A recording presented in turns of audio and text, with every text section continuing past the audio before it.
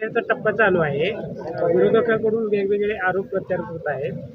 या संदर्भात काय सांगाल? आता आपण काही गोष्टी सांगितल्या या ठिकाणी. विरोधकांना आता विकासावर बोलायला त्या ठिकाणी कोणती जागा शिल्लक नाही आणि सगळ्या ठिकाणाहून त्यांना नाकारलं चाललं आहे. त्यामुळं वैफल्यग्रस्त होऊन त्या ठिकाणी माझ्यावरती व्यक्तिगत टीका करतात. आम्ही आत्तापर्यंत निवडणुकीमध्ये एकदाही माननीय बबनदादा शिंदेसाहेबांचा आदर राखून कधीही दादांवरती टीका करत नाही. माझ्या समोरचा प्रतिस्पर्धी उमेदवार हा रणजित भैया शिंदे आहेत. मी त्यांच्यावरतीच त्यांच्या कर्तृत्वावरती आणि त्यांच्या पुढच्या विजनवरती प्रश्न विचारतो. मी माझ्या भाषणामध्ये 20% पण 10% पण कमी त्या ठिकाणी टीका टिप्पणी करतो आणि मी माझं विजन मांडतो. मी लोकांना काय करायचं आहे ते सांगतो, मी काय केलं आहे ते सांगतो आणि यावरती मतदान करतो आहे. परंतु हे अखेरीच्या टप्प्याला आल्यामुळं काही लोकांना त्यांनी ठिकाणी बोलण्यासाठी पॅकेज दिलेत आणि ते पॅकेजवरती माझ्यावरती आरोप करत आहेत. आपल्याच नावाचे काही उमेदवारी उभे केलेत, या संदर्भात आता ऐकण्यात आलं. काय नेमकं? माझ्यासारखे अजून 3 अभिजित पाटील त्या ठिकाणी आणून उभा केलेत. याचा अर्थ असा आहे की ते मनातून घाबरलेत आणि त्या ठिकाणी त्यांनी इंग्रज नीती डिवायडेशन रूल हा त्या ठिकाणी वापरत आहेत.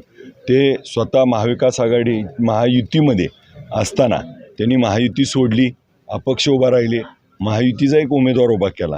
काल त्या ठिकाणी महायुतीचा उमेदवार म्हणून त्या ठिकाणी शिवाजी सावंत सरांनी अपक्ष आमदार म्हणून अपक्ष उमेदवार म्हणून त्यांच्या आमदारांच्या मुलाला पाठिंबा दिला. मग मला सांगा, एका बाजूची परिस्थिती जर त्या ठिकाणी महायुतीचे 2 उमेदवार उभा आहेत आणि मग असे अभिजित पाटील नावाचे उमेदवार उभा करून डिवायडेशन रूल हा 2014 साली पण कल्याणराव काळेसाहेब आणि बबनदादा शिंदेसाहेब उभारल्यावर असाच त्या ठिकाणी शिवाजी सावंत सर उभा राहिले आणि त्यावेळेस देखील साठे उभा राहिले आणि त्यावेळेस बबनदादा शिंदेसाहेबांचा पराजय होऊन या कल्याणराव काळेसाहेब जिंकून येतील अशी परिस्थिती असताना ह्या डिवायडेशनमध्येच त्या ठिकाणी हा डिवायडेशन रूल आता सगळ्या मतदाराला माहिती आहे आणि मतदार आता ह्या गोष्टीला झुगारणार नाही आणि हे उद्याचं मतदान शरदचंद्र पवार साहेबांना करतील. तुतारी वाजवणाऱ्या माणसालाच त्या ठिकाणी मतदान करतील, नाव वाचणारच नाहीत.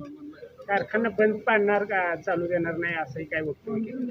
काही लोक त्यांच्यातली अशी वक्तव्य करतायत की 3500 रुपये भाव दिला आहे, आता तो कारखाना चालणार बंदच पडणार आहे, त्यामुळं 3500 देण्याचा प्रश्न नाही.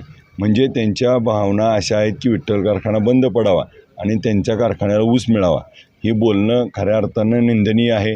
विठ्ठल कारखान्यावरती असणारा 30,000 सभासद असेल, त्याचबरोबर माझे कर्मचारी असतील, हे गाव ह्या आजूबाजूची लोकं अवलंबून असतील, ह्या सगळ्यांच्या अनाथ माती कालवण्याचं काम ह्यांच्या मनात आहे. हे त्यांच्या होटावर आले आणि याला आता पंढरपूर तालुका भीक घालणार नाही. पैशाचा वापर मोठ्या प्रमाणात होत आहे असंही जाणवलं आता. नेमकं काय प्रकार आहे?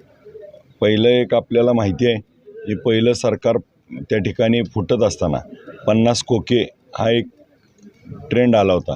आता मला असं वाटतं की ह्यांना 100 खोके वगैरे मिळालेत का काय, की साधारण एक ना एक घरापर्यंत सगळ्याला त्या ठिकाणी आळीपाळीनं पोचवून, परंतु मतदार राजा हा आता विकला जात नाही. लोकसभेच्या निवडणुकीत देखील बघितलं आहे, मतदार राजा आता हे नेते मंडळीला विकत घेतील पण मतदाराला विकत घेतील आणि मतदार विकला जाईल अशी परिस्थिती नाही. मतदार हा पवारसाहेबांच्या पाठीशी आहे आणि उद्या पवारसाहेबांनाच मतदान करेल. त्यांच्या पैशाच्या धनशक्तीविरुद्ध पवारसाहेबांची पुण्याही आम्हाला कामी येईल. शेवटचा प्रश्न, आता आपण वेगवेगळ्या भागात आपला प्रचार जवळजवळ बऱ्यापैकी झालेला आहे, लोकांशी आपला संपर्क झाला आहे, काय भावना आहेत लोकांच्या? लोकांमध्ये शरदचंद्र पवार साहेब वयाच्या 84 वर्षी त्या ठिकाणी लढा देत आहेत आणि त्यांच्या लढ्याला साथ द्यायची ही भावना त्या ठिकाणी लोकांमध्ये असल्यामुळं आज समोर उमेदवार कोण आहे याचा मला तर काही फरक पडत नाही. कारण गावगावी गेल्यावर पवारसाहेब आणि रामकृष्ण हरीन वाजवा तुतारी ह्या घोषणा त्या ठिकाणी ऐकायला मिळतात आणि मोठ्या उत्साहात तरुण त्या ठिकाणी आमच्यासोबत येत आहेत.